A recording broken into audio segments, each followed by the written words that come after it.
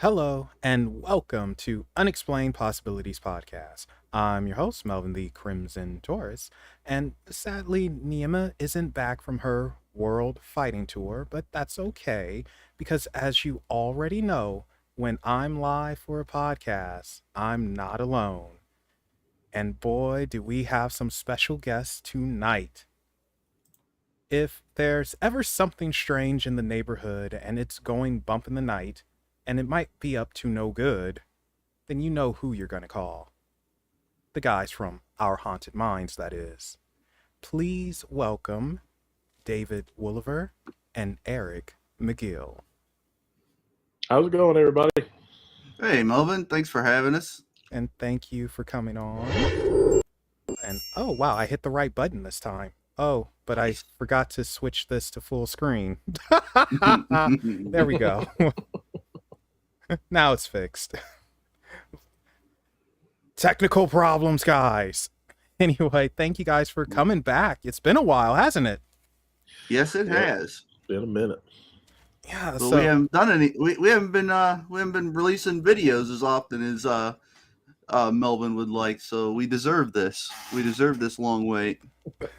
yeah, what's going on with that? Why did it take you guys so long to come out with the new Our Haunted Minds? I would say it's probably mostly my fault, right, Dave? Well, if you want to say that. Well, I don't want to, but I got to tell the truth. No, I got really busy with life, and it gets in the way. And before you know it, just here we are 2 years later, and it's like, dude, yeah. Dave's calling me. He's like, dude, you ever gonna release that? And I'm like, well, if I ever get a minute, I'll take care of that. And finally, yeah, we just buckled down, and I got to it. All But right, well, a lot of hours working outside of the Yeah. paranormal. Yeah, life gets in the way sometimes, but we finally got her done, and we're getting ready to get on the road and get back at it. So, yeah, freaking life, kicking in the balls next time. Boy, I wish I could. Oh, yeah, I'm right there with you. So, as you guys know, I reviewed Our Haunted Minds. I gave it a very good review. I think I did anyway. Although Eric, he told me, he was like, all right, Melvin, should have been a 5-star, buddy. And I'm disappointed that it isn't. So, he had some not so nice words for me. So, if I had gentle threats. it's always gentle threats. yeah, gentle threats, right? So if the next review isn't a 5-star and I disappear, you'll know why.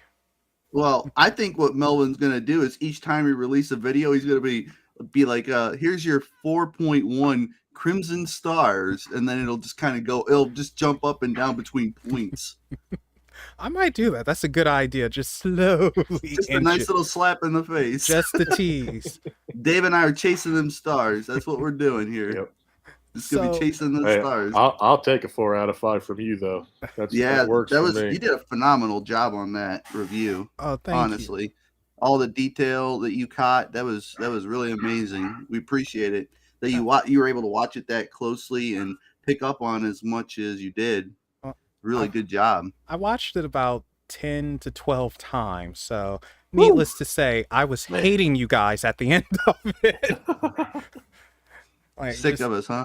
Oh, I was not happy after that, but no, the good thing is it's fun to watch. It's actually educational, and it's entertaining as well. And how do you bridge that gap, making something entertaining but also educational?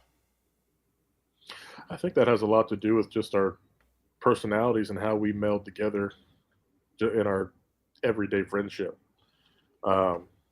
We can devise these experiments, and Eric can make those excellent graphics for the experiments. But it goes back to why did people watch Bill Nye the Science Guy? He wasn't just a college professor in a lecture hall having you take notes or something like that. He was engaging. He did all these things to make people want to keep their eyes on the screen and just have fun. And I think that's what we really are trying to do with it. Just be our absolutely 100% ourselves. Yeah, I agree with Dave on that. It's a lot of he and I, our chemistry, and it's just us being natural. We also we share a genuine passion and love for the paranormal. So it just comes natural. If you're interested in something, you do have a tendency to try to learn more about it. And if you're passionate and you love what you're doing, you also want to share that with people. And you want them to be just as passionate and caring about it as you are. I think that's just natural then. Now, how did you choose Fairfield County Infirmary as a location? That one is probably the simplest question that we'll have to answer tonight. We had, of course, before COVID got super big and gnarly for the world, Habitat for Humanity for Fairfield County had owned the property previous to Adam Kimmel, and I believe it was February of 2020 when it was finalized that Adam was going to take possession of the property. And we had already filmed there for Resident Undead a year or two prior to that. So after that, we came back and filmed another episode of Resident Undead later in the year. And then literally the weekend after that is when we got to going on the second episode of Our Haunted Minds. So it was kind of a win-win for everybody. We got to knock out a couple episodes at the location. We were still freshly learning everything there was to know about it. So it just it seemed like a good fit. Okay, and that would also explain like why the unfamiliarity was coming off. At least I thought it was in the review. So, okay, and of course the first Our Haunted Minds was at Madison Seminary. Interesting place to say the least. But how do the two compare to one another? Madison versus Fairfield. You go first. Let me start off by saying Madison Seminary is extremely active, of course. The activity, the paranormal activity, let me say it like this, it's evolving. When I first went there back in 2016, I think it was, before Adam had acquired it, and we were there kind of remaking everything and what's the word, remodeling, renovating. The activity, the whole tone of it was much darker, and I just think of the most sinister kind of feeling you can imagine. That was Madison Seminary. On top of being active, people were getting pushed, slapped, bitten. I mean, just weird stuff, just real nasty stuff. Adam comes in, starts renovating, bringing in awesome volunteers, just all kinds of positive energy, just positivity constantly. And now we have a haunting that I believe has evolved in a sense that it's not so aggressive. It doesn't feel quite as sinister. It's more of a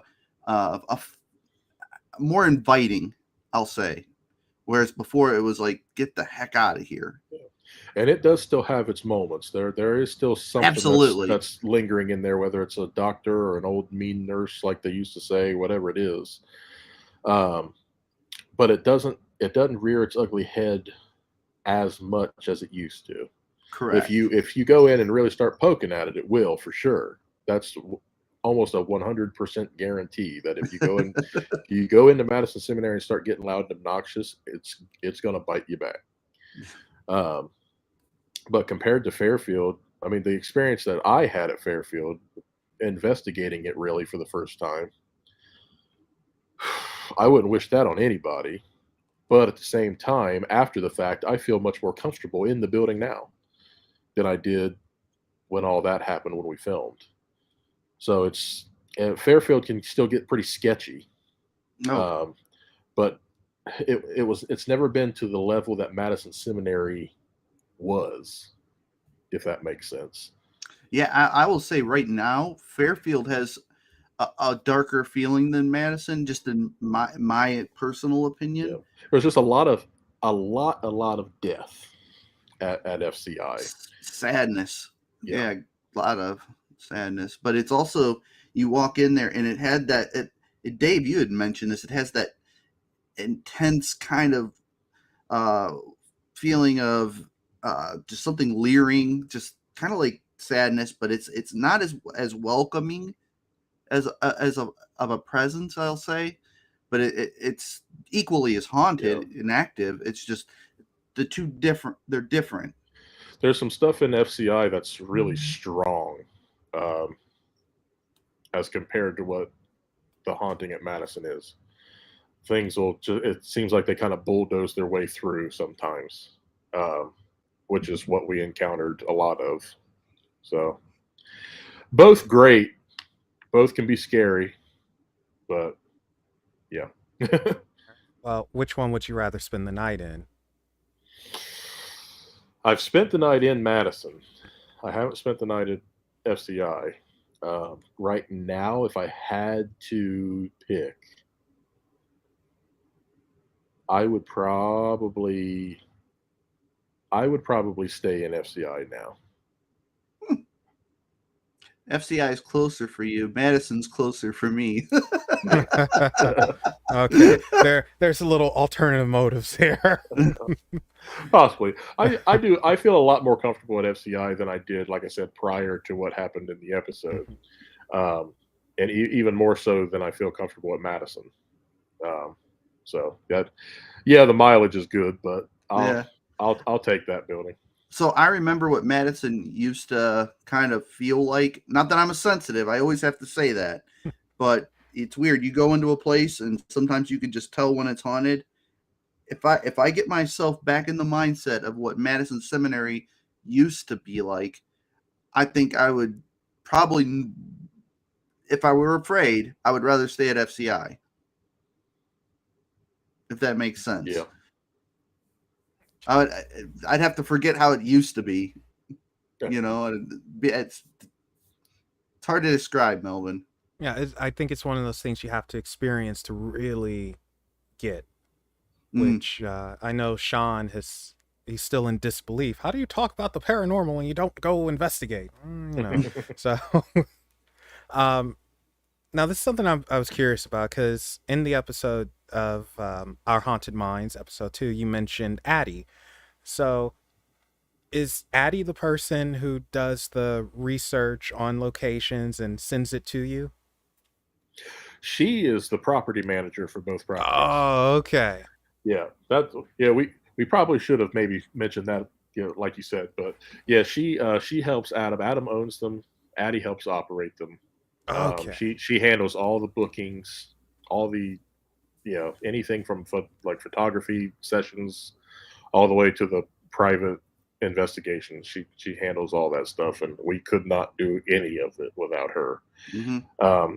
And she does do some research, just when we're getting ready to open the buildings, or we find new stuff on the buildings, whatever else, and that just happens to be our go-to.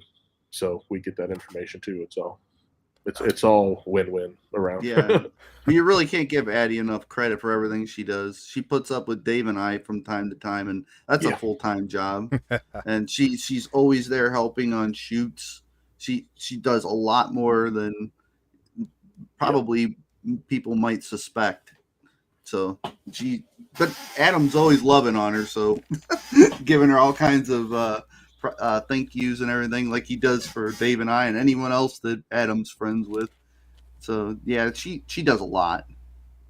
Okay, so thank you for telling me that. I was so curious. And the thing is, Addie is one of those kind of people too that she doesn't necessarily like that, like, public thank you. She likes to work in behind the scenes, and we try to. I personally do try to respect that for her. She doesn't mind a thank you publicly, but like if you put her on camera, she starts getting a little shaky. She likes to be she just likes to help mostly, Yeah, she's the behind the scenes superstar. Oh, she loves helping. Yeah, she does. She really does. The most accurate description that anyone could have given of Addie is that right there. Yeah. So do we get a hint on where you guys are going next? Absolutely not. I tried. What if I said I'll join RU right now if you tell us where you're going? Well, then Oh, off the record at the end of this podcast, you might get a little bit of a tease. Wolf, I flat out tell Melvin. Be careful. But your locations, though, how do you decide where to go to?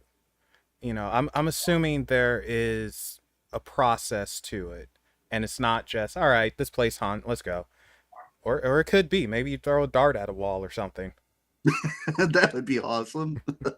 Yeah, that if we put one of those haunted Ohio maps up on the wall and just threw a dart, yeah, see what it got closest to. At one time, Dave and I had a list of like 50 places, and we were like, we're going to go to every single one of them. And then 2 years later, I'm still working. I haven't started the other video that we just released. Yeah. And we're like, let's narrow that down a little bit. When COVID hit, everything kind of grinded to a halt.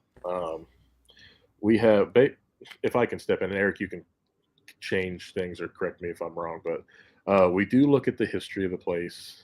We look at the reported hauntings, see if we can't mix those two together and see what we can do with it. Use that information to see what experiments we can come up with. And if we can actually come out with a good format at the end of the pre-production meetings, then that's full go. We go there. Madison and Fairfield were a little bit different because we were on the ground for them anyway. But locations going out now, it's a nice mix of things that we look at before we really dive headfirst into it. Yeah, I agree. That's exactly what we do. And some places are harder to come up with ideas for than others. Dave and I will tell you that right now. It's like, well, how would we do this, or what can we do there? So it's always kind of like a back and forth thing between he and I trying to come up with ideas, because there's places we want to go, and then we're like, ooh, what do we do? What do we do when we get there? So I will tell you, the one place Eric remembers this. So we were probably this close to being able to film an episode at Alcatraz. Mm. And then COVID, and then fires and everything else that was happening. But I don't know. We might have to revisit that a few years from now. But that was one I was all tingly for.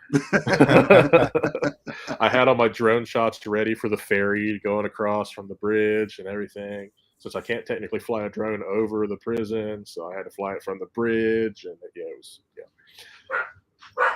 That's I remember. That's heartbreaking. I've been to Alcatraz a few times actually. Weird place, a little creepy. Just very weird. Like I didn't get any ghosts or anything like that. It's just the feeling there, and I hate how cold it is. So that's something about me. I hate cold weather. Can't handle it, and it is freezing at Alcatraz. But I'd love it. Oh. Yeah, Dave and I are fat and we sweat, so we'd have been fine. You can keep that. I can't handle it. So you mentioned drone footage and filming and everything. This is something I've always been curious about because I love behind the scenes stuff, not including the investigation. How long does it actually take to shoot B-roll and drone footage and all of that? If we have the amount of time at location that we really feel that we need, we usually go over 2 days. The first day is generally what we use for B-roll and all that kind of stuff. So depending on the location, depending on what all we need when it comes to historical overviews or setting up the different experiments or like the drone footage, Eric's shots of the interiors, up where we've gone upwards of 12, 15 hours. Mm-hmm. Yeah, that's not to mention you and I driving downtown and filming the city and however else we plan on things. All in all, it's usually just shy of a full 48 hours. Wow. We don't get much sleep. No. That's why we're so giddy.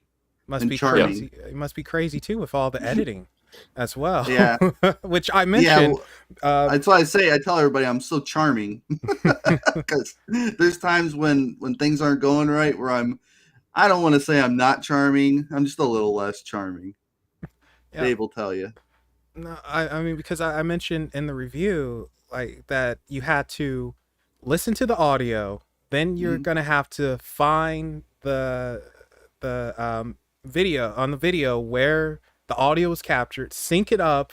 I mean, Mhm. that's a lot of time. And then my It prick is. butts over here, add colors to the subtitle, add more colors. I felt like such a prick saying that, by the way, because I understand how hard it is.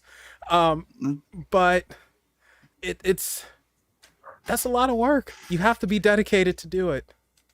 Yeah, and as far as syncing it up, it's really weird too, because the way our Pandoras record, I'm sorry, Melvin, our digital audio recorders that are also referred to as Pandoras. I'm just trying to make Melvin happy. The way that those work is they record when we speak or when they hear, when there's sound to record, I'll say. So it'll be Dave and I can be speaking, it'll record our voices, and then it'll stop if we're not getting any EVPs or sounds. Like if we step on a board really loud, it'll come back on and record that. But it's not recording unless it's capturing a sound. So I got to sync it up here, here, here, here, here, here, just like throughout the whole video. It's a bunch of syncs. So say like our solo sessions usually last around 20 minutes or so, depending That's on right. how the activity is going.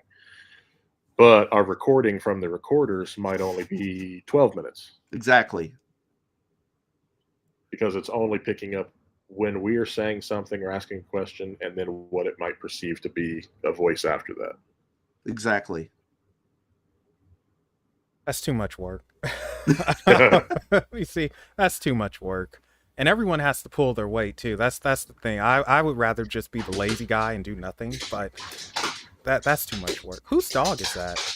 That's mine. Oh, okay. You know. He's having the time of his I- life. Guys know it's a I dog. can't keep them. I can't keep them contained.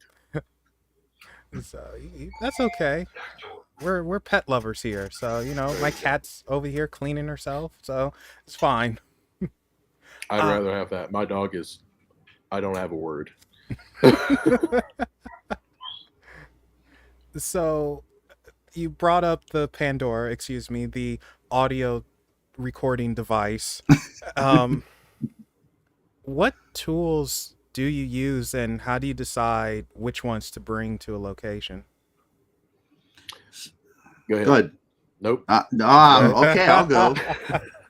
We have a tendency to be pretty adventurous and take risks. So even before we fully understand something, we're willing to test it to kind of see what happens with it. And to be completely honest, I don't fully understand how digital audio recorders capture inaudible voices. I've read about it. I understand it to an extent, but to fully understand any type of equipment used on a paranormal investigation and how it's working and how it's not working and all of those things, I don't think anybody would ever know. So we do take that opportunity when we're on location to test new things. So that's something we have a tendency to jump on to. As far as what do we bring, our main thing is Dave and I love to always try to incorporate one of our Pandoras in our experiment. Our thought process is that, hey, we got this new thing to try. It may or may not work, but Old Faithful might always help us out, being that it's our digital audio recorder. We do have very good luck with that. But we have a lot of cool things that we haven't tried yet. I have tried in the past, but I haven't brought them in on our haunted minds yet. Just common things like thermal video, vibration detectors. We got some neat stuff that we could try. We're just waiting for the right opportunity, I think. Yeah, that's what we were going to try to do stuff with the thermal at FCI.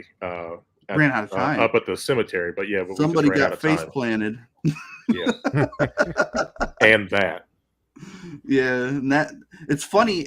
We joke about it now, not Now that we can. with each other, but now that we know Dave's okay, but it really wasn't hilarious at all in the moment. We were pretty shaken, and I was terrified, literally frozen. Yeah, we're gonna get to that in a little bit because it was. I mean, I'm just watching and I was freaked out. So I can only imagine being there. But we're Try waking gonna. up. Yeah. So we're gonna get to that in a moment. But I'm still on this tool kick here, and our haunted minds. You do something that a lot of other paranormal groups don't do, or at least I don't know them to do. I haven't seen it personally, and that's experimentation. And the experimentation is very interesting because it's not exactly using technology as we see it. I mean, in Madison, you were using Latin. It's like Yeah, we did that. which was kind of freaky. And now you cut up some freaking citrus fruit and put things in it, and it's like, what the heck is this? But it's interesting though. So who's the madman behind that? Sometimes it's both of us, right? Yeah, there's the camera. There it is. That guy. Right there. So the Latin in reverse thing was kind of a group thing, but it kind of stemmed from something that David said, and I would give most of the credit for that to Dave. So the lemon thing, that was me, but The balloons, that was you. yeah. Yeah. Well, we both. Dave tries to act like he doesn't have ideas, but he has ideas. I never have the good ones. Except I don't for know Latin. that Latin in reverse one was pretty Yeah, sweet. I scared myself with the Latin. So That's all right. Now, so it's something that I wouldn't mind seeing one day, and that is using a traditional tape recorder versus a digital recorder and white noise. I would love to see if you could pick anything up from that. And with tape recorders, because that's what they used to use back in the 60s, 70s, 80s, and I've heard, again, this is word of mouth. I don't know how true it is, but I've heard that you will get more using tape recorders than you will a digital recorder. What's your thoughts on that? it's very possible, yeah. Well, why would you think that? I think I have a theory on why people believe that, but what are your thoughts on it? Oh gosh, I have no thoughts on it. I don't know. That's why I'm He's talking to asking the us, experts. Eric. Okay, so You know? so with the old tape decks, they record I think based on magnets.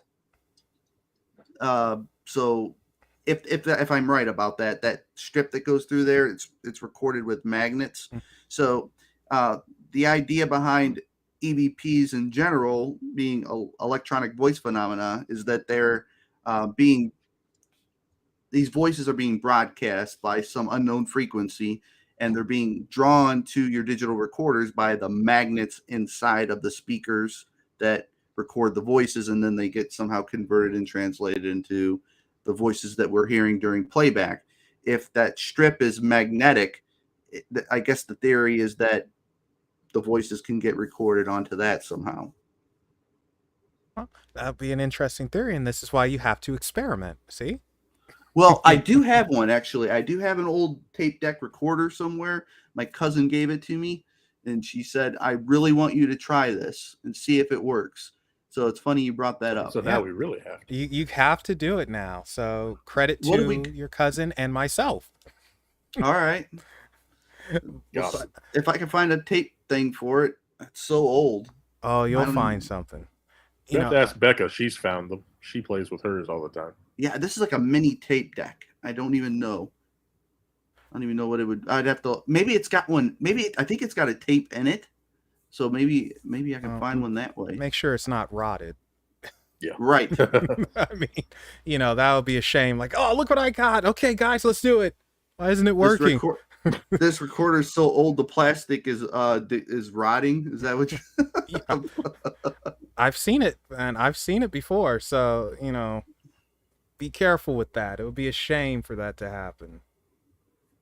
All right. So this is something else that I have to know. Do you guys ever disagree with one another? I don't know that we have. I don't think we ever have Not even close. drastically, anyway. Yeah, no, I don't think we ever have. We might have some different ideas on how a shot might look, but yeah, but it doesn't even matter. then, I just give them a pat on the backside and call it a day. You know, it's one of those things. Like even if there's some kind of a disagreement, whether it's us two, whether it's us and or the rest of RU or anything, it's to us, it's just not worth it. We're adults. We can talk it out. We get it fixed in and there. We move on. We go on with the shoot. So it's, we're all family at the end of the day. So there's no use in getting angry and staying angry. Just solve it. Yeah, I don't even remember once, like, David. I really don't think David we've had and I specifically. It's like, why are you standing over there filming? I might ask, and he goes, for this reason. Okay, I might just be asking. Like, I have a different vision than he has, but from his vantage point, he sees something good. It always comes back as gold. So it's not like he's wrong. I just had a different vision, and then he shows that he's right somehow, and we just go with it. And Dave's right too with RU. Adam will say, Eric, I want you to set up a camera over here. And I'm like, Adam, we can't do that. And the light will come in here and do that. He's like, oh, and he walks off. I love that Adam impression. Oh, it's hilarious. He's like hyper, and sometimes you'll be talking and he'll be like, yeah, and you just know he's not even listening to you. He's just kind of there and walking around. 14 other things on his brain. Yeah. Paranormal. It's great. Paranormal Witch asks a question for you guys, and that is, has any ghost ever followed you home? Yep. Now, often. What do you do in that situation?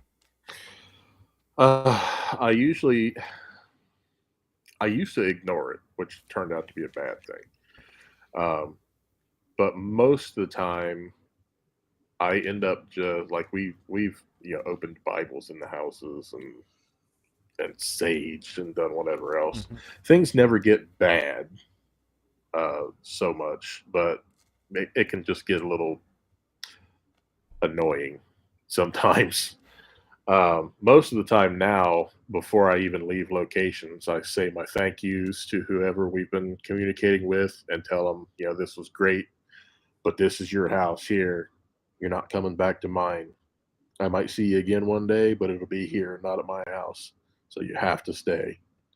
And I haven't had much issue really since, but I've experienced it before. Is that question also for me? Yes, it is. Okay. Who was it? Which? Paranormal Witch. Paranormal Witch. Thank you, Paranormal Witch, for asking this question. My answer is kind of not satisfying because the truth of the matter is I don't know if anything's ever followed me home. And the reason I say that is because at times my house seems to have some kind of activity or presence in it. Dave can probably attest to that to some extent. Now, his shower gets spooky. Oh yeah, that's a fun story for another time maybe. But anyway, I come home after an investigation. It seems like run of the mill, just if something happens, I couldn't tell you if that's from the location or if it's just something that's already here. I do feel like at times, and Melvin, I think it was you that we had I was on your show one time and we caught an EVP coming through on my on my end. Yeah. That's how active this place is sometimes. It's just insane. It will burn out lights, it'll shut off lights, it messes with clocks. So Paranormal Witch, I'm sorry I can't answer your question to be more, I don't know, decisive than that. Yeah. Oh my gosh, I remember that. That was it was the final shoot after you guys did the final thing for Ectovision. Mm-hmm. And oh my God, I remember that because everyone reacted like, I'm sorry, what'd you say? Yeah. Oh wow. It was that woman's voice that came through. I was like, yeah, she just does that. It's so weird. What do you mean you remember it, Dave? What wait a second now. I saw. All right, so we got someone spying on us now. We found I our remember- stalker. Dave Hey, was loving you from afar, man, a long time ago. That and ectovision is a, besides Eric being a perfectly lovely individual, upstanding member of society that he is, was a real, selling point as to we need him. So I was watching. I'm always watching. That doesn't sound scary. I'm Never. always He watching. was really after you, Melvin. I'm sticking to that. You're sticking to that's the story. This It's has not been changed. this is Dave's long con. He's using me to get to you. Yeah. That's commitment. Yeah, he's committed to What this. are you doing? My cat's doing something. Oh, you're just Yeah, Okay. I'm eyeing one of mine out the side of my eye too, because there's things that they shouldn't be near. uh-oh. Get ready to get up and save something. Okay, so going back to what do you guys call it? FCI? I want to be like the cool kids. Yeah. FCI. and Always abbreviations for something. and so for those of you who haven't seen it, this is going to be a spoiler. And if you haven't seen it and you're watching this, shame on you. But an event happened to where David blacked out. And it was scary. Just watching it was disturbing. And we didn't even, we didn't see the fall or anything, but we saw the aftermath. And it's like, oh my gosh. Take us through that. Let's go with Eric, and then David. We'll go to you. All right. So it was literally the most terrified I've ever been on a paranormal investigation. And I've been scared before, but this was different. I heard Becca's scream from upstairs in the dungeon room where Adam and I were at, and he said it's so weird. We were so much in shock, I think both of us, that we're running in the dark. He's thinking that he's ahead of me somehow, and I think I just went fight or flight because I'm running down there thinking somebody's attacking her. I'm terrified, but I'm going towards it, just knowing that she's in trouble and I got to go and help her. That's what I think was going through my mind. All instinct. If I'd have got there and there would have been a guy with a gun or whatever the case, I think that it would have just been the end of me, because I wasn't prepared. I had no camera or anything. I was just running down because I think I sensed danger in her voice or something. But when I got downstairs, I'm just going to skip ahead. I see Dave on the ground and my heart is just boom, boom, boom. Not because I'm running, but because I see it and I'm terrified. You just don't know what it feels like to run into something like that. You see your friend laying on the ground, and I at that time I don't know. I hear Becca screaming, and I'm froze. Like I say some things, and I don't even know what I'm saying. I'm out of it. I see him laying there. I'm panicking. I probably just as much as Becca at this point. We don't know if Dave's alive, even breathing or nothing. That's where I think Adam came in after me, and he had the good sense to check Dave to make sure he was okay. During and after that, I mean, I know that they're telling me go get water. I'm trying to run around in the dark, knowing that I can't see for crap. So I take off, and I'm still like I'm out of it. I'm looking for. I don't even know my way downstairs. I'm so much in a mental. I'm mental at that time, just not thinking. I'm trying to run downstairs without light. I have to come back, get the light, and if you know how far it is from where I was at to go down to that refrigerator down in the I'll call the safe room or the entrance area, I checked my time. I was sprinting because it took me less than a minute and 15 seconds to do that. Dave, that's hauling butt up and down stairs and through there, isn't it? Yeah. Gosh, Yeah. did I answer? Eric covered quite a distance. I don't know if I answered everything, but it was very terrifying not knowing throughout that time if Dave was going to be okay. And I certainly expressed off camera my concerns with Dave continuing on with the investigation, and I think everybody else had voiced what they thought as well. But Dave was very insistent upon, "Hey, we're here. I'm here. We're going to do this," and he's bigger than me, so I really couldn't argue with him. Yeah. I love that. He's bigger than me, so that's just how he wins arguments. He says, "Hey, I'm bigger." I just look. "Hey, I'm bigger," something like that. Yeah, he looks too. Sometimes you have to talk. He just goes, "Hey." Okay. Like, all right, you win. If I know there's about to be a kerfuffle, I'm just like, guys. Kerfuffle. Where do these words come from? I don't know. So Dave, let's hear what happened. And I gotta say, I could still hear in Eric's voice when he was telling the story. It's still, oh gosh, yes, it's still like, yeah. We joke to mask the pain that's really like, I don't know if, I don't want to make light of PTSD, but it is a trauma that we all went through. Dave went through it, yes, but I remember the screaming.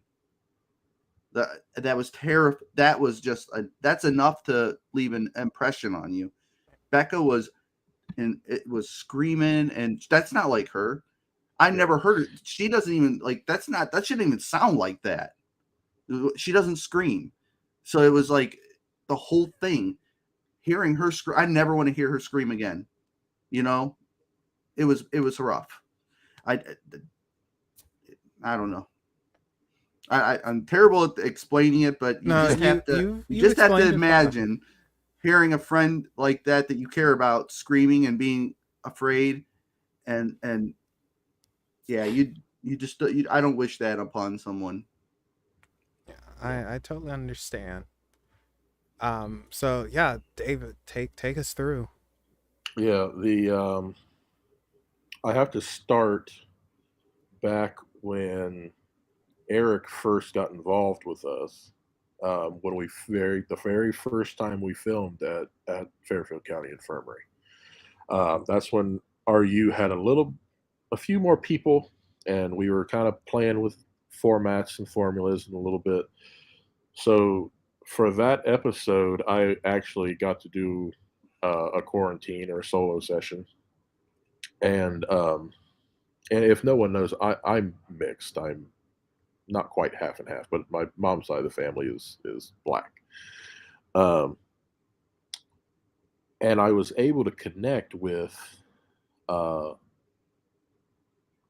black guy we couldn't quite tell when exactly he was from, but I was able to connect with him just a little bit. It was about 2 years ago, maybe 2 or 3 years ago. And then when we came back after Adam had purchased the property and filmed RU again, I was more hands-off. I was doing a lot more just the production work. I wasn't doing much in the way of the investigation. So I didn't interact with too much, but we think there was probably points where I passed this man while we were setting up and doing these things, and I just, obviously I wasn't looking to make a connection or anything like that. But then when we came back, it was one of those things where I think Becca explained it to me, after that. It was one of those things where he really wanted to connect with me again, but he couldn't figure out how. And that is where like the familial or like guardian spirit that is with him came into play. We aren't completely sure if it's voodoo or not. the way Becca describes her, she's very similarly dressed in ceremonial kind of garb, which is what we made the assumptions based on. Um, but since he couldn't communicate with me exactly the way he felt that he needed to, she stepped in, literally stepped inside of me in order to get the attention. Of course, it did what it did. The last thing that I remember, um, there's a room with a cell door, a jail cell door, and that is where I was going to be doing my solo session. That's what we were setting up for. And the last thing that I really remember is Adam yelling down, making sure everyone's cameras were on the same settings. And then I walked out of the cell, and I actually saw Becca. She was kind of hunched over, holding her head a little bit, and I was going to ask her what was going on. And then I wake up to these guys around me. And that was it. Probably one of the, it's scary to think about now, but it's even scarier to wake up and have your friends panicked around you and not have a clue what's happening. Yeah, it took me even a minute to look around and remember where I was. So yeah, it was scary. It's so weird. You could tell that when you could see the way that Adam was filming Becca, just the way her face was, she was so afraid. You could actually see it in her eyes, and around just the whole face. That was really scary. In fact, I've had people who've watched the video either message me or tell me in person just how scary that was for them to watch, which was not that wasn't really what we were going. We're not trying to like push scary onto people. We wanted to share the highlights of our investigation, Yep. the ups and the downs. And because I think there was even a point where we talked about maybe not including it. Yeah, we did. In certain parts of it, we ultimately, you, Dave, it was just too personal, and I know some of it, some things that I had said, and things that you had said you just didn't want out there because it was private. It was just something. A lot of this stuff that happened, and what Dave and having spoke with Becca, he now believes was more of a message for him and not necessarily to share with everyone.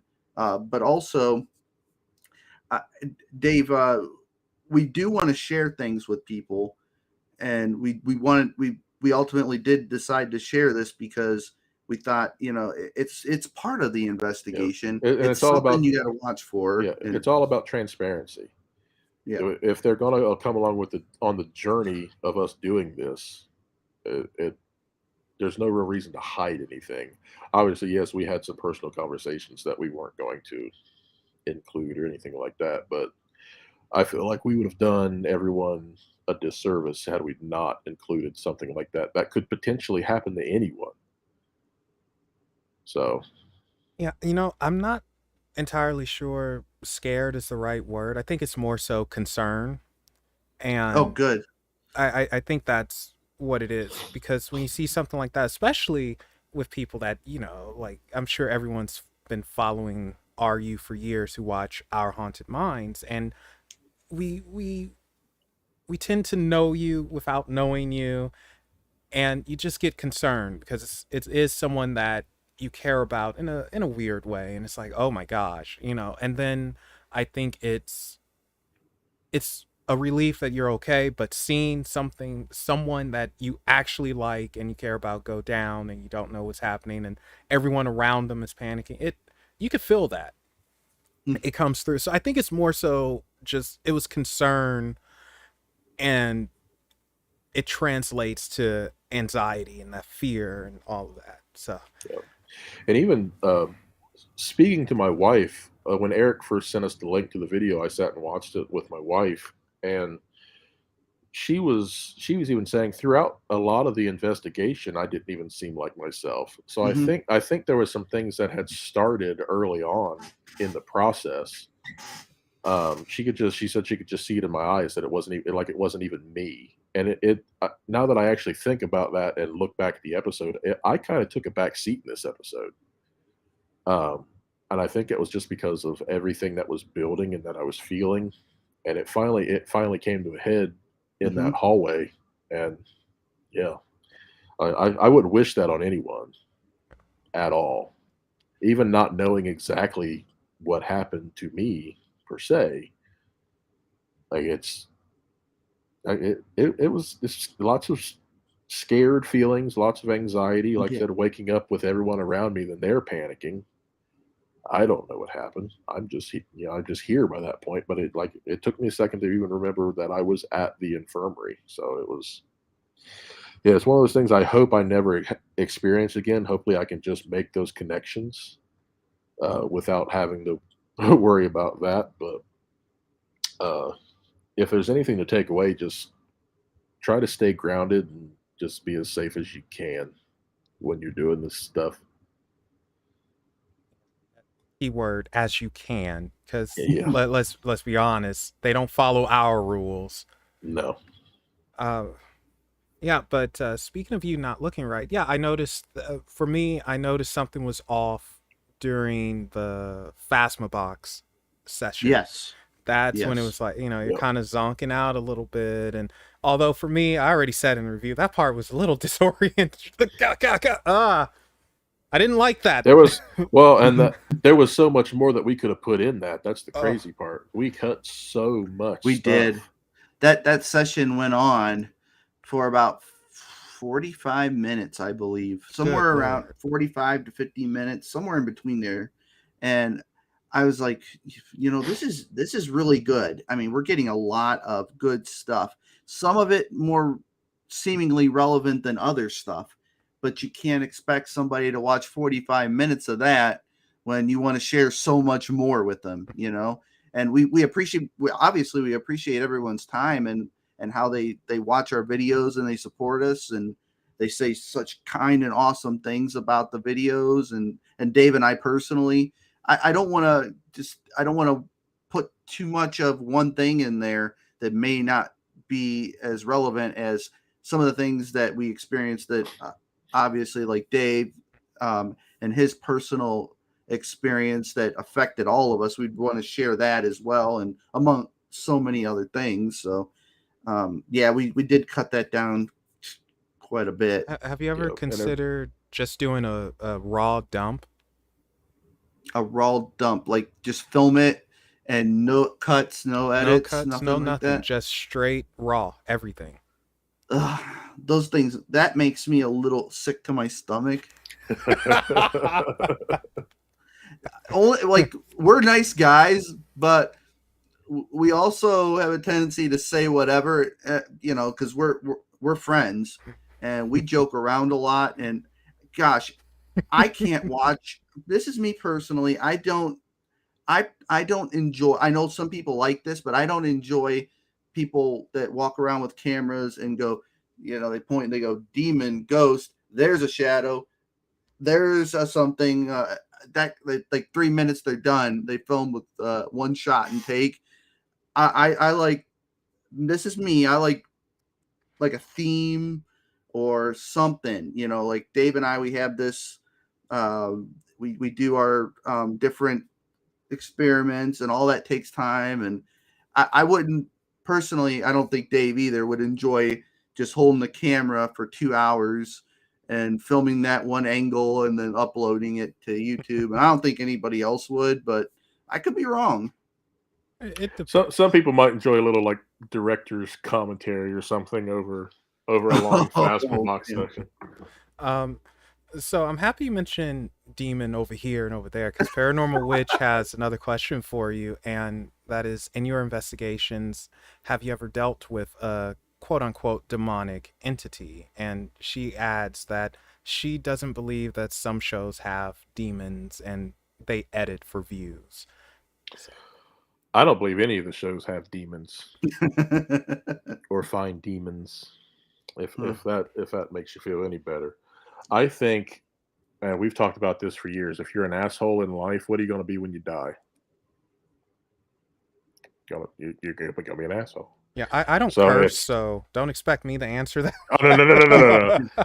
And if I'm not allowed, Oh no, I'll no, remember curse that. away. I don't care But if you guys do it. but it's just like if you're a jerk in life, just because you die doesn't mean you're going to be a saint.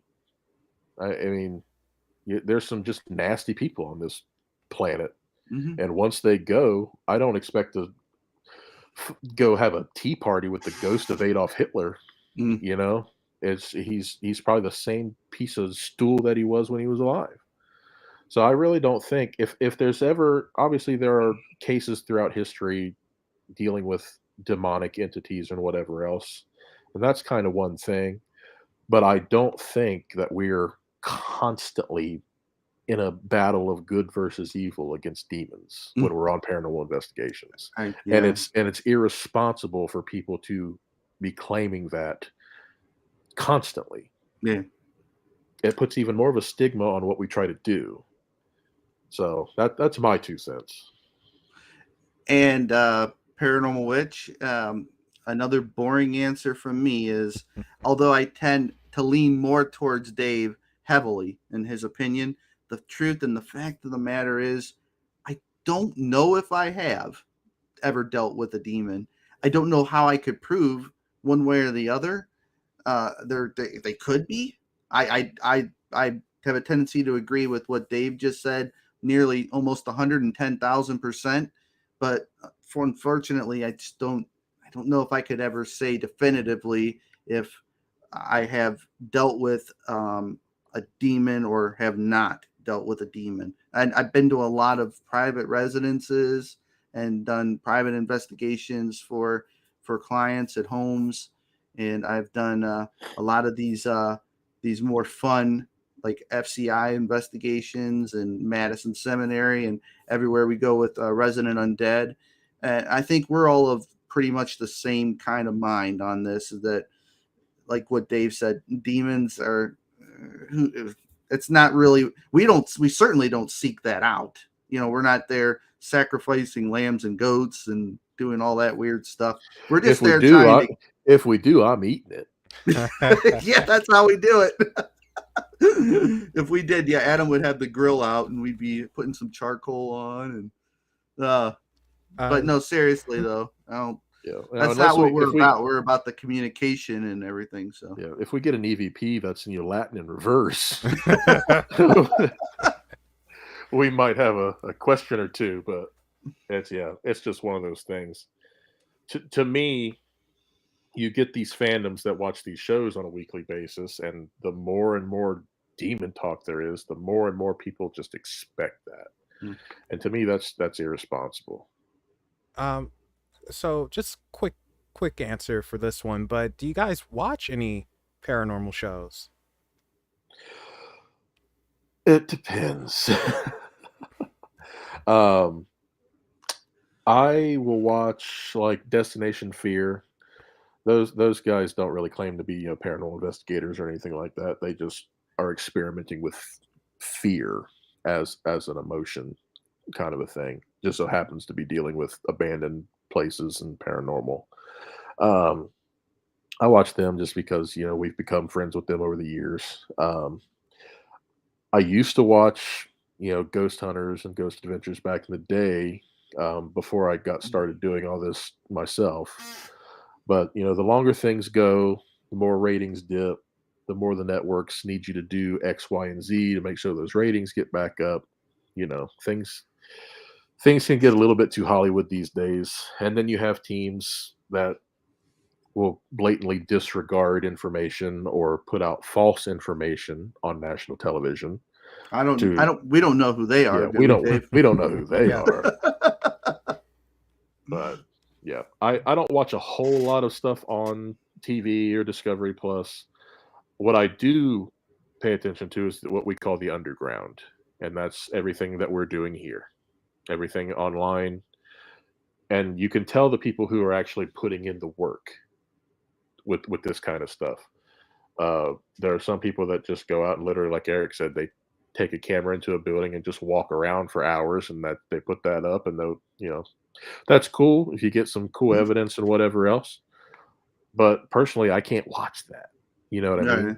Yeah. So that's why we take so much care to just let ourselves be ourselves and entertain people while still trying to be a credible source of information. Yes. So I will accept that. And there's a Okay. moth. Gosh, go away. I think that's called an orb. Yeah. Demon! It's a demon! Hashtag it's just dust. So, did you want me to answer? You got another question? No, go ahead. Dave answered that. He answered that very well. I do. I from time to time I'll watch a paranormal show, but not so much for the personalities. Mainly to see if they find anything, and also for inspiration, because I'm not super creative when it comes to editing. So I kind of like to look at the transitions, the effects, and see what's trending. Yeah. And the locations also. Yeah, definitely. that kind of thing. But I'm not really like a dedicated fan. I probably stopped watching Ghost Adventures season 6. Oh, and that's they a were long still time good ago. though. I say Nick was still there when I watched it. Yeah, Me too. That's how long it's been, and I don't really miss it.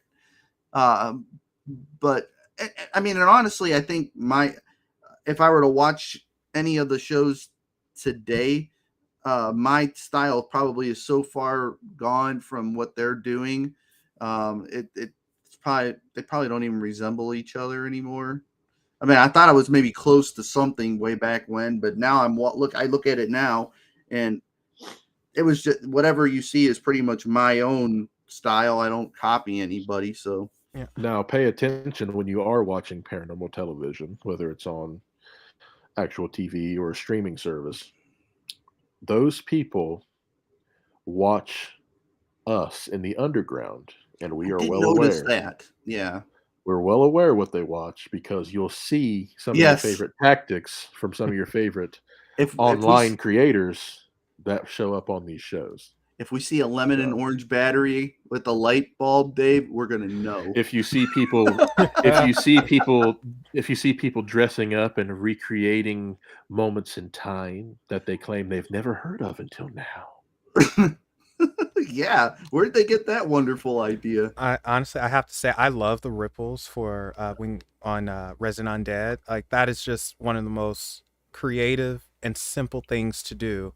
That's why Travel Channel made a whole show out of it.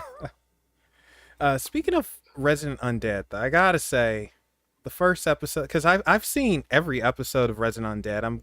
Every time I want to review Resident Undead as a whole, something else comes out and it's like, God darn it, now I gotta go back to the beginning. and it really bugs me because I've been wanting to do this for about a year now. And going back to those early episodes, Adam was a prick. And, the episodes that you'd really want to see aren't there anymore. I saw them before they disappeared. Okay. I saw them. You know. I know. And Adam was a prick. We call those the frat boy days. Oh my God. I never got so upset at something like that where it's like I would have to fight him.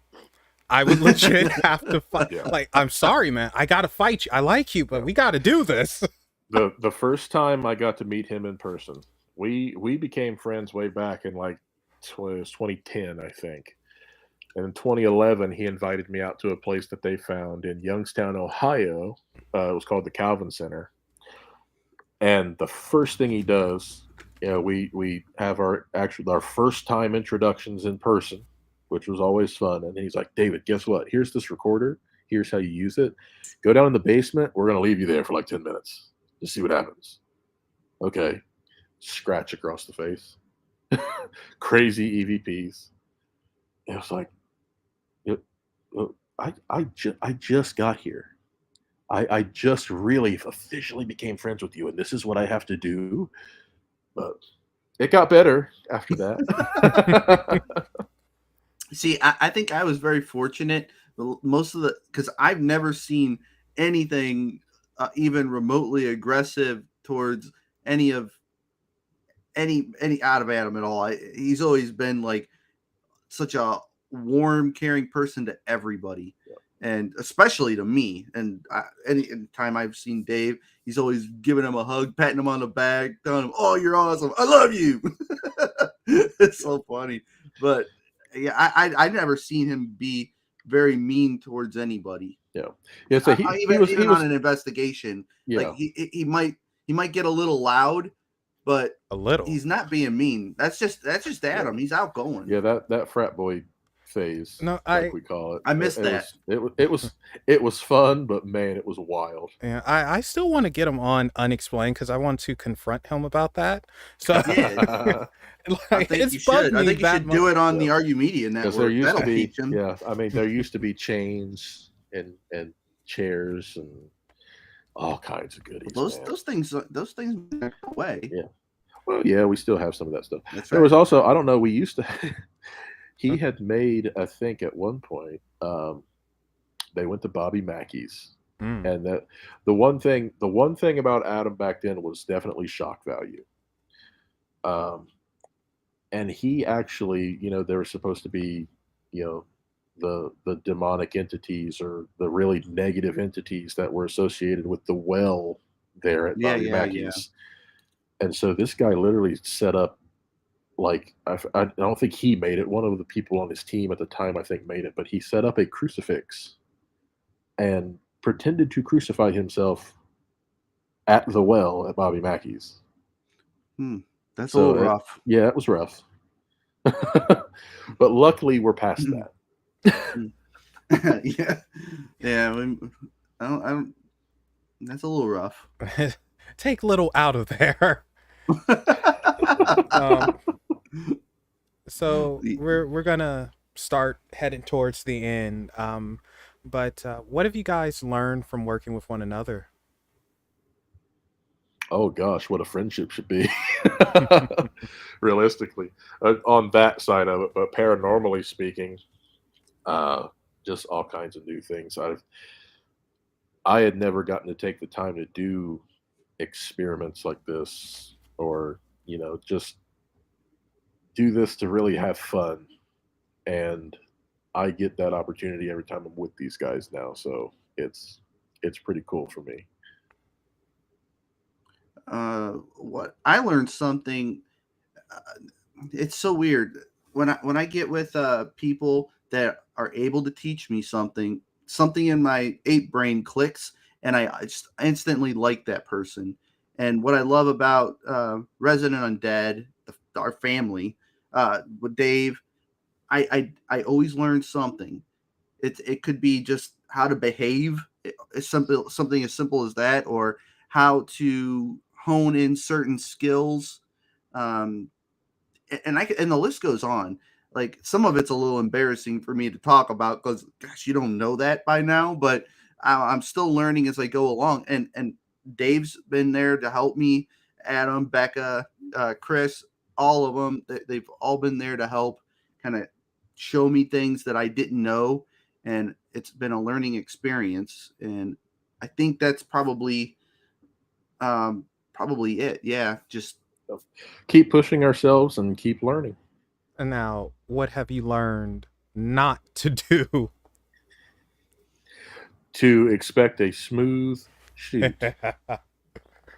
That'll never happen. Every time we think we have a plan, we have to have plan all the way out to like plan H. Yeah, I like that. H is good. H is good. Plan holy Z's hell. A little bit of an exaggeration, but H is probably about right. Yeah. We at least usually make it to at least like E. Yeah, I mean, I would like to say that I had learned to maybe calm myself down a little bit, but as Dave will tell you, sometimes I don't. But and then I give him the look. Yeah, and I have to. I got no choice. So is that how you unwind now? Like, you just throw a little temper tantrum, Dave gives you the look, and then you're cool? Just like, all right, I'm good. Well, it's not instant, but if we're being honest, it's not like instant, but I'm like, all right, yeah, you're right. I'm getting out of control. I'm saying stupid stuff that I don't even mean. Like I'm holding the camera in my hand at Madison Seminary, and I'm like, if I was outside and this was concrete right in front of me, I'd smash this stupid thing right now because we're dealing with issues that shouldn't be issues. Cameras that were tested that should be running, and they just keep shutting off for no stupid reason at all. I want to take it and I want to smash it, right? Because that's natural. Yeah, but I as mean- you, the reason I try to keep everybody calm, Becca always calls me like a grounding force. Yeah, I try so hard to keep everybody just in line, because if you get angry about something and you choose to stay angry about something, you're going to make more mistakes, and more things are going to go wrong.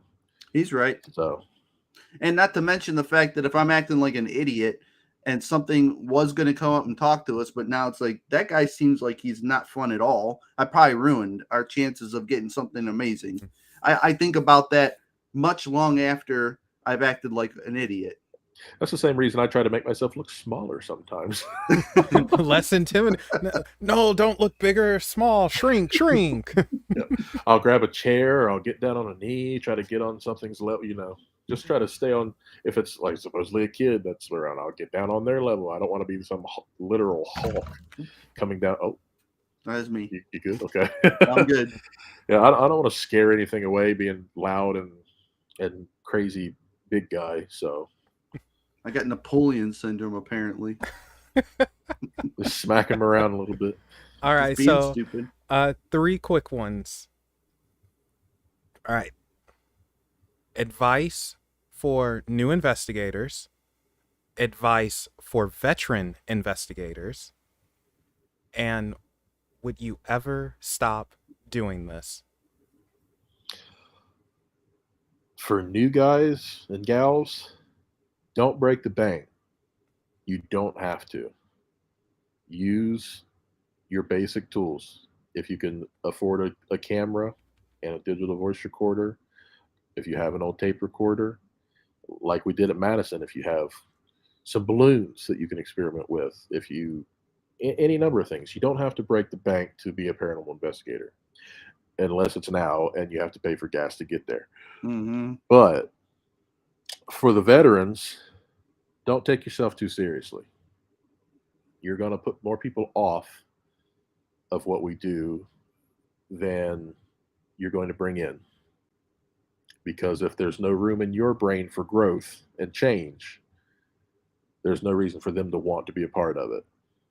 And I am going to try to do this as long as Eric will have me, and as long as my body holds out. So, do I have to answer them in the same order? You don't have to answer in the same order. You do whatever you have to do. So, for the veteran investigators, my advice to you is keep doing what you're doing. You know everything, and you're set for life. No, I'm just kidding. That's what you want to say to some of them. The way that Dave, how Dave described it, you have to keep an open mind if you're a veteran, and if the end goal is to try to raise awareness, truly to raise awareness and pass that torch on to the younger generation someday. I think it's very important that you do keep an open mind. You're approachable. You're not self-absorbed, because that's very off-putting, especially to young kids and this generation that's coming up. They have a lot to offer us old farts like me and Dave. Now we're getting old. We used to be the young guys, and now we're I don't know what we are, but we're not young. We're not young bucks anymore. Just guys. We're just some old dudes now. I agree with Dave, though. It's good to keep that open mind. For new investigators, I would say if you feel like you have some interest in this, the best thing you can probably do is start off by maybe going to places like Madison Seminary and FCI that offer tours. Do bring your digital audio recorder, something real cheap. See if you like what you're hearing, what you're seeing, what you're finding. Maybe join a team, get some experience going out on investigations learn from the people who have experience, and do all those things before you start investing in these big items that cost lots and lots of money. Because, like Dave said, you don't want to break the bank and find out that you got all this stuff and you don't even like what you're doing. By now, Dave and I, and this is the last part of it, have kind of made our decision. We like doing this, so we intend to keep going with it, and helping out others by raising awareness and being a part of Resident Undead and helping out at the events and flashlight tours and whenever Adam needs us, because we really do genuinely love the people that come out and help work there and come visit just to learn about the history or to hear about the paranormal activity. We love that. That's a genuine love that he and I both share. So I do actually foresee us going for a while on this, probably until our hearts stop. Probably. That's sad. Yeah. This got dark. Well, and to bring it back to the light a little bit, it's cool to know that what we do, what Adam and Resident Undead does, and various other people, when it comes to like these events like MadCon and FCICon and whatever else, it's cool to know that we can play a part in bringing people together at things like that if they're interested in coming to see us or coming to see the other guests. And that helps us more toward the goal of, at the events. FCICon was for Blue Star Mothers of America. And MadCon is always for the fight against cystic fibrosis. So it's cool to be able to help bring some eyes into these kind of events with what we do to ultimately help others also. So. All right. I think that's a good place to end it. What do you guys think? Nailed it. Yeah. We could go forever and ever, Melvin. Yeah. But I can't because I'm getting hungry. Yeah. So where can we find Our Haunted Minds and RU Media? RU Media Network. Currently, you can find us on Facebook and YouTube. Our Haunted Minds you can find on YouTube. We talked about it. Are we going to make a social media presence for Our Haunted Minds or not? Are we going to make that announcement on Unexplained Possibilities? Should we do it? I don't know if we should do that. Melvin hasn't really given us too much on whether or not he's coming over. Oh, wow. He hasn't given us that. Man. I'm coming to RU Media Network. I think we can read between the lines. All right. Yeah, we're leaning towards we might get a Facebook page. We're leaning towards that. Yeah. Just to help people kind of learn about us more. And like we said, we're planning on doing just some side videos to help explain more about who we are and our backgrounds and things like that too. So I want to take credit for that. Yes, you can take full credit for that. Yeah. Because you're right, people. The general public. I think what we end up doing is we make the assumption that people already know, just for the following that we already have when it comes to RU and the media network and that kind of stuff. Yeah. So that's not really dropping the ball, but that's something that we just made an assumption on. If you're anything like me, you make the assumption that nobody cares who I am. So it's like I'm some red-haired dude who has some freckles and buck teeth. That's who I am. And that's the same reason we never dove into Adam and Becca and even Addie, because we just assume that everybody knows, but there's obviously people from outside of this. That's very true. This circle of stuff that aren't going to know. So. So, say those links, or say where you can find everything RU Media Network again. Okay, RU Media Network. Find us on, let's see. Okay, YouTube, Facebook. I think there's an Instagram, and there might be a TikTok. I don't remember, but if you search for it, you might find it. Our Haunted Minds. Find us on YouTube, and we'll be working on some social media for that as well. Our personal stuff, just look up David Woolever and Eric McGill on all the things. You'll find us. You'll see these mugs on there somewhere. Yep, we answer all the messages we get at some point. Sometimes we get busy, but if you send us a message, we'll answer it. we appreciate all the support and everything. We really do, honestly. And definitely We do it appreciate. for you guys. We enjoy going out and investigating, but we wouldn't have to film it to enjoy it. We just love sharing that what we find and our experiences with everybody, and in the hopes that it does help raise awareness, of course. Yep. Yeah. And thank you, Melvin, for having us on, and thank you for the awesome review. Oh. I was so looking for, as soon as our episode dropped, I was like, Melvin's going to review this. Yeah. This is going to be great. Yeah. Well, I appreciate you guys coming on, and those links are in the description, so be sure to check them out, guys. And also, while you're checking out the description, be sure to follow Unexplained Possibilities on Facebook, Twitter, Reddit, and Instagram. Sweet Pea is apparently wanting to give the outro as well. Nope, she left. Okay. So with that said, no, you turn around. What do you want? Fine. Everything. Whatever. Cats will be cats. With that said, remember, guys, there are things that go bump in the night. Go ahead and tell them hi. Bye, everybody.